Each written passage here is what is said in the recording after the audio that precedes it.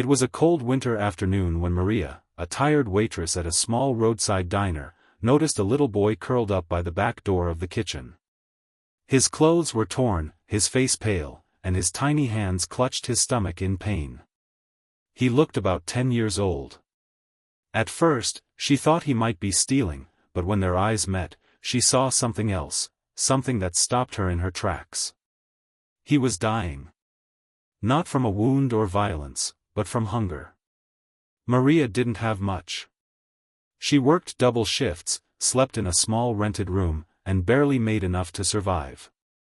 But something inside her stirred.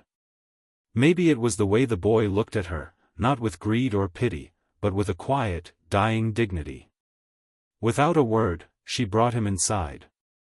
She sat him in a corner, gave him soup, bread, and warm milk. The boy didn't speak much, only whispered his name, Daniel.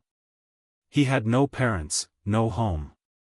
His mother had passed away last winter, and he'd been trying to survive on the streets ever since. After the meal, Maria gave him her old coat and tucked $5 in his pocket. She didn't expect to see him again. And she never did. Years passed. Maria's life went on the way it always had, simple, quiet, and unnoticed. She never married, had no children of her own, and spent her days serving strangers with a tired smile. The memory of the boy faded, like most things do with time. But somewhere far away, that boy never forgot. 35 years later. Maria, now in her 60s, stood outside the hospital, her hands trembling. The doctors had found a shadow on her lungs. Cancer. And the treatment? Far too expensive for someone like her. With no family and no savings, she had quietly decided to let time take its course. She went home, packed a few clothes, and prepared herself for the inevitable. Until the phone rang. "Mrs. Maria," the voice on the line asked gently. "Yes? This is St. Andrew's Medical Institute. Someone has covered your entire treatment. All expenses. Private care. Transportation. Everything." She stood frozen. Who would do that for me?" The voice paused. "He said you once saved his life. Now he's returning the favor." When Maria arrived at the hospital, cameras flashed. News vans were lined outside. Journalists buzzed like bees, asking questions she didn't understand. "How do you know Dr. Daniel Ross?" they asked. "What's your connection with him?" Dr. Daniel Ross. The name sounded familiar. But she couldn't place it. She was taken to a VIP ward, given the finest care. Weeks passed. The treatments began to work.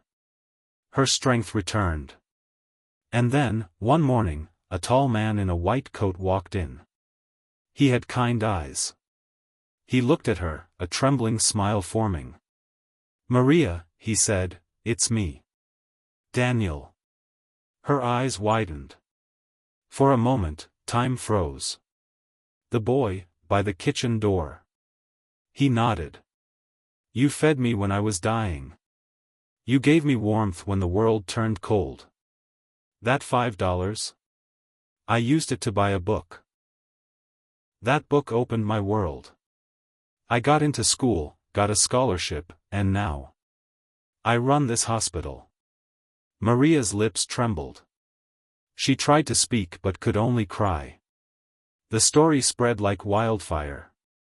She fed a dying boy, now he saved her life. From beggar to brain surgeon, the power of kindness.